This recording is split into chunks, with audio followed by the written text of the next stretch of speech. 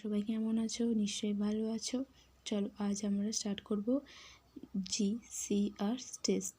জিসিআর test physical fitness টেস্টের মধ্যে JCR মধ্যে আমরা দেখতে পাচ্ছি জাম্পিং আছে, C for chinning, R for running.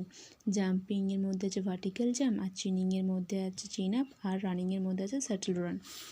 তো আমাদের জেসিএস টেস্ট আবিষ্কার করেন বার্নার্ড ই ফিলিপস। কত সালে? 1947 সালে। যে জেসিআর টেস্টটা আবিষ্কার করার উদ্দেশ্যটা কি? যে মোটর ফিটনেস পরিমাপ করব। মোটর ফিটনেসটা কি? যে আমাদের কোনো বিশেষ কাজ বা স্পেসিফিক কোনো কাজ বা ক্রিয়া সম্পূর্ণ করার জন্য যে আমাদের শরীরে সক্ষমতাটা আছে কি না তা পরিমাপ করব। যে ধরো কোনো ছেলে যে তার স্পিড নেই, তাকে যে 100 মিটার দৌড় করতে বলা হয়, তার স্পিড নেই, তার স্পিড আছে কি না তা পরিমাপ করার জন্য প্রথমে স্পিড, পাওয়ার, স্ট্রেংথ, এজিলিটি এবং এন্ডুরেন্স পরিমাপ করা হবে। তাই বলে মোটর ফিটনেস এখানে পরিমাপ। জেসিএস টেস্টের মধ্যে আমরা মোটর ফিটনেস পরিমাপ করব। সাবজেক্ট কাদেরকে আমরা সাবজেক্ট করব? বলতে কাদের উপরে আমরা অভিক্ষাটি করব? কলেজ স্টুডেন্টদের উপর। রিএবিলিটি হলো 0.91 থেকে 0.95।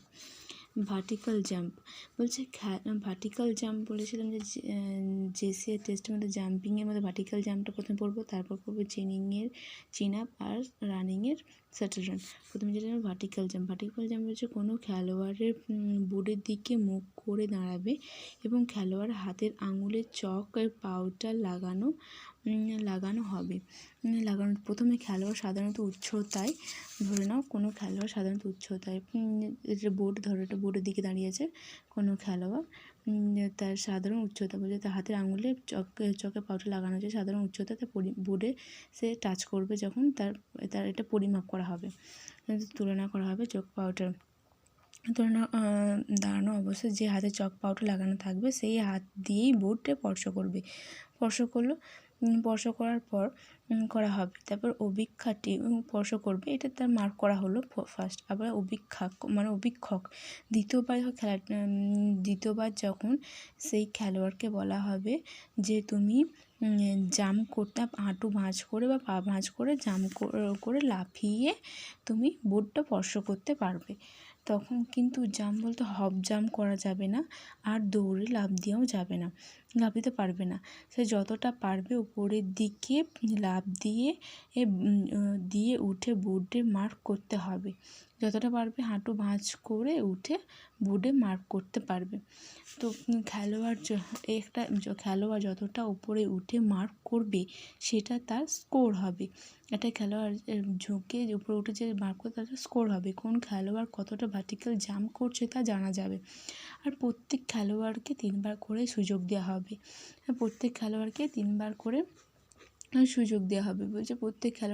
করে সুযোগ দেওয়া হবে। প্রথম হয়তো খেলোয়াড় ফার্স্ট লাম্পে এত বোর্ড স্পর্শ করে, দ্বিতীয়বার এখানে, তৃতীয়বার এই জায়গাটায়।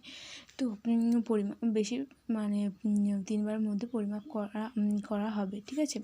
যে জেসিআর আমাদের ভার্টিক্যাল জাম্পের মেন উদ্দেশ্যটা কী ছিল? মেন উদ্দেশ্যটা হলো তোমার পাওয়ার অফ লেগ, পায়ের শক্তি পরিমাপ করা। আর জেসিআর এই ভার্টিক্যাল জাম্পের স্কোর কী করে হবে? দেখো, প্রথমে যেটা বলেছিলাম যে প্রত্যেক খেলোয়াড়কে বা প্লেয়ারকে 3 বার সুযোগ দেওয়া হবে। 3 বারের মধ্যে যেটা হাইয়েস্ট, ধরো এইটা হাইয়েস্ট হয়েছে, এইটার সাথে আর প্রথম টাচ সাধারণ টাচের যে নর্মাল টাচ বলেছিলেন না লাফিয়ে, যে সাধারণ টাচের মধ্যে ধরো এখানে যে করেছে যে সাধারণ টাচ এইটা আর লাফিয়ে এই টাচ, এই দুটো সাধারণ আর 3 বার সুযোগে যে ফার্স্ট না, যেটা সব থেকে মধ্যবর্তী দূরত্ব যে হবে, যেটা সবথেকে বেশি হবে তার প্রথম, আর সেই বেশি যে দূরত্বটা হবে মধ্যবর্তী দূরত্ব, তাকে এইটার যত পয়েন্ট হবে সেটা যে পরিমাপটা হবে সেটা হবে স্কোর হবে।